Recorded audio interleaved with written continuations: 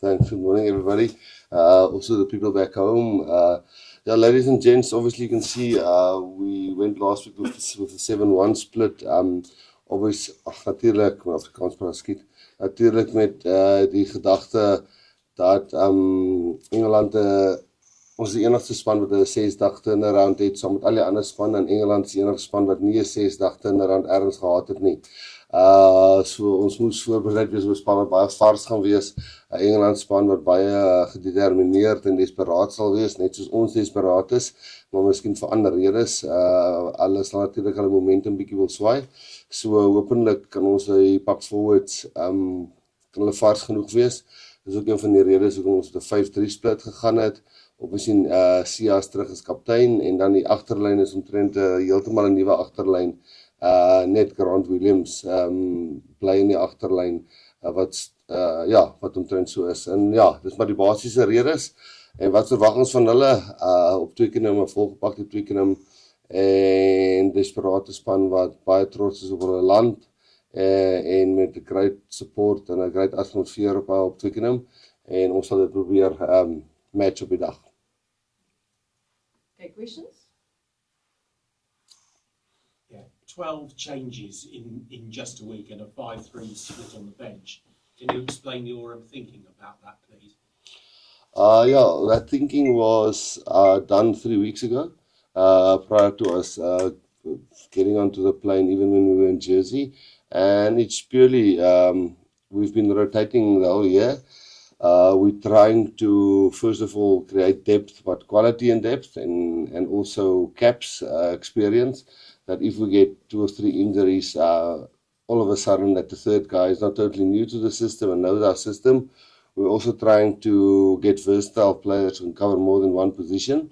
And then obviously, I think that I'm talking under correction here, but I think out of all the teams, England is the only team that does not have a 6-day turnaround.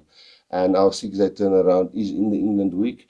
So for us to make sure we can handle their kicking game, which seems to be something that they really fall back on, and their rush defense, that will certainly have a heavy toll on our backs. That's where we went with a 5-3 split.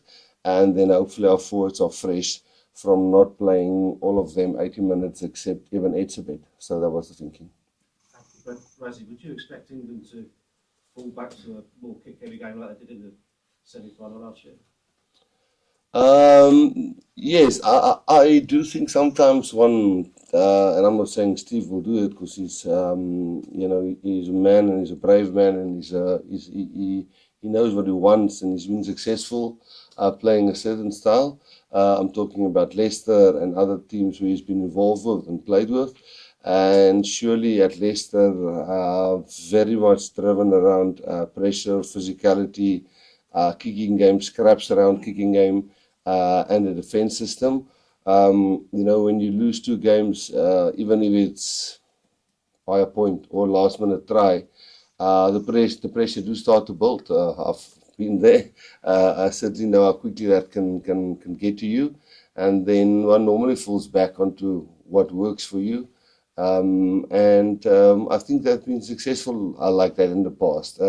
So we very much expect them to try and squeeze us with the kicking game. Lloyd, and then over there. So obviously the name that stands out is Wilco Low. It's been a while, and just talk us through what he's been like in camp and what you're expecting from him, and maybe how he's developed since he was last year. Yeah, I think again, if you look, what we're trying to do there is, without making the Springbok jersey cheap, we always know when a player plays there, hopefully he can not just be a 1 test match or a 2 test match. I know he's got 8 or 10 or something like that already. But if you look, France, is not a lighty anymore. He's not young anymore. We're really trying to prolong some guys' careers and see who can make it till the next World Cup, and by that we'll have to rotate. France is actually rotating now because he's got an injury. A guy like Trevor, we want him to get proper game time with the Sharks week in and week out before we look at him again. We know what we have in Vincent. We've now seen how well Thomas did last week. And we've got the opportunity now to see what Wilco have. And, we don't think picking Wilco will if we do lose this game, it will not be because of Wilco. You know, he's come up leaps and bounds, and he's certainly a very good scrummer. And just like we didn't consider Jean Klein for this weekend because he just hasn't trained a lot with us. We didn't consider Wilco last weekend because he's now only been with us for 2.5 weeks. So we thought this would be the good game for him to get a chance. England have struggled in the fourth quarter in a couple of their last matches. They lost it in the last couple of plays in the last couple of weeks. Can I ask what you put that down to? Have you seen any sort of threads of feeling? For me to comment on why other team doesn't finish in the last couple of minutes is difficult because I don't know their plans exactly and how they play and how they manage players and I do know they've got a big management staff and a very scientific way of looking at things. But you look at New Zealand, they had a trend like that 4 or 5 matches ago, but they seem to turn that around and start winning matches in the last couple of minutes. I do know England play a really energy sapping game, which take a toll on us, our backline. But I think their rush defense also takes a toll on them. You know, rushing up 5 meters, rushing back 5 meters, rushing up 5 meters, rushing back 5 meters. That certainly puts us under pressure. But also, you know, if you can keep the ball, that will certainly tire them a little bit. But then again, we're also a team that have line speed. So it might be somewhere in there, but I can't say with conviction. How much of an advantage does it give a team when they have a 7-day preparation and the opposition has a 6-day preparation? No, massive. It makes a massive role. The one basically have 2 training days in which you must put in all your departments, and you know that's why we already picked the backline for England the previous week. You know, the guys Jesse, Damian, Cheslin, Erasmus, Fassi, those guys. Last week Thursday, after they helped the guys prepared for Scotland, they turned their heads to England and they started analysing England and so on, just to try and be on par with England, because England would have had a 8-day turnaround, didn't they? No, 7-day turnaround, sorry. So yeah, you've got a training day less, and then if you do have a training day, the same amount of training days, you've got the recovery day less. So it's quite big. Over there. Yeah, just going to ask whether you went 5-3 for the World Cup semi-final as well. Is there something about English traits of playing that kind of caused you to do that specifically against them? Yes, I've said it open, and I don't think England will change the game plan because of what I say here at this press conference. They tend to go to a hell of a kicking game, and it's well known in rugby circles that Steve expects those guys to run almost 80% of their max when they chase those kicks, and they put a hell of a lot of pressure on you. And if your backline don't have the ability to match that, your forwards can't always get there. You do get cramps, you do get tiredness, and guy like Damian and Jesse and Cheslin wouldn't have played in the last 5 weeks, but they've kept fit, really, really fit, and that's the reason why we have Lucanio on there, and then also Andre as a cover.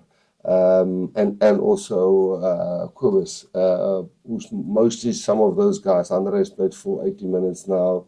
Quibus has been in the mix, and then Grant has been in the mix. So yes, I think it's to try and match their speed and running ability. Nick?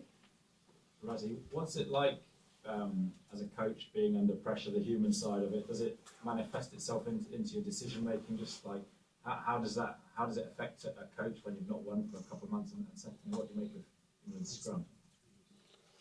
No, look, we've been on that side. 2-3 years ago, we lost 3 on the trot when Jacques was the coach, and the next one was New Zealand that we played, and it was almost 4 on the trot, And I think it depends on who's the men in the room and the woman in the room and the management in the room and who's your CEO and who's your board, and do they make you feel safe, or do they make you feel you've got a gun against your head? Do you make emotional decisions?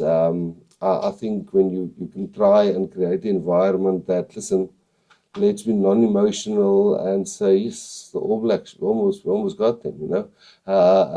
Australia, last minute try, you know, if we just didn't sleep there and we're sharp there, you know, it could have been 2 wins. So if you can just do it emotionally and put pressure on those coaches there, it's not nice. It's not lacquer. You tend to make emotional decisions but I think Steve is too smart for that, and you start listening to what the media say, and where they are sometimes right, you try to please them a little bit, but I don't think he's that kind of man, and hopefully, you know, no, I don't know, hopefully, maybe we say the other way, but hopefully the environment around him is for him to still believe in what he's doing, and hopefully he'll get the win next weekend.